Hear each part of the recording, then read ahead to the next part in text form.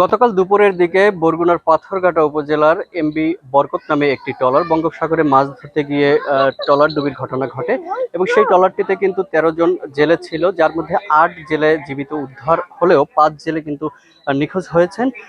যাদের বাড়ি বরগুনার পাথরঘাটা উপজেলার বাদুরতলা নামক এলাকায়। আমি এই মুহূর্তে রয়েছি নিখোঁজ সেই ৫ জেলের এক জেলে নূরে আলমের বাড়িতে। এখানে স্বজনরা কিন্তু সেই নূরে আলমকে ফিরে পাওয়ার আশায় কিন্তু আহ অধীর আগ্রহে বসে রয়েছেন এবং তারা জীবিত তাকে ফিরে পেতে চান। আমি এই মুহূর্তে কথা বলবো নূরে আলমের যিনি বাবা রয়েছেন তার সঙ্গে। আসলে সব শেষ আপনি কি জানতে পেরেছেন? আপনার ছেলের কোনো তথ্য পেয়েছেন কিনা? আমি কোনো তথ্য এ পর্যন্ত পাইনি।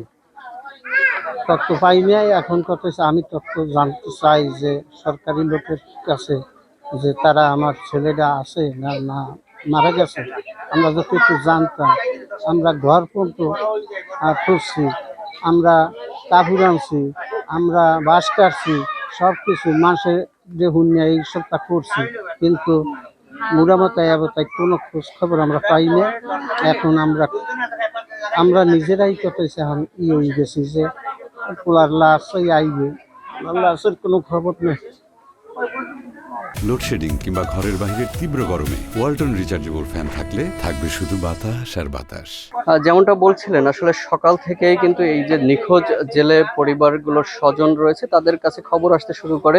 ৫ জেলেকেই মৃত অবস্থায় উদ্ধার করা হয়েছে। পরবর্তীতে আমরা স্থানীয় যে উপজেলা প্রশাসন এবং ট্রলার মালিক সমিতির সভাপতি তার সঙ্গে যোগাযোগ করেছি উদ্ধার জেলেদের কোনো সন্ধান পেয়েছেন কিনা সেটি নিশ্চিত হওয়ার জন্য। তবে আমাদেরকে তারা যেটি জানিয়েছেন যে এই ধরনের কোনো তথ্য এখন পর্যন্ত তারা নিশ্চিতভাবে জানতে পারেনি।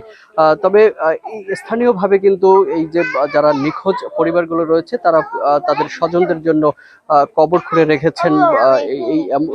বিভিন্ন মাধ্যম থেকে খবর পেয়ে যে তাদেরকে মৃত অবস্থায় উদ্ধার করা হয়েছে। তবে এখন পর্যন্ত প্রশাসনিকভাবে আমরা সেই বিষয়টি নিশ্চিত হতে পারিনি যে আসলেই নিখোঁজের পরে সেই নিখোঁজ যারা জেলে ছিলেন তাদেরকে উদ্ধার করা হয়েছে কিনা। আমরা কথা বলেছি উদ্ধার হয়ে আসা জেলেদের সঙ্গে।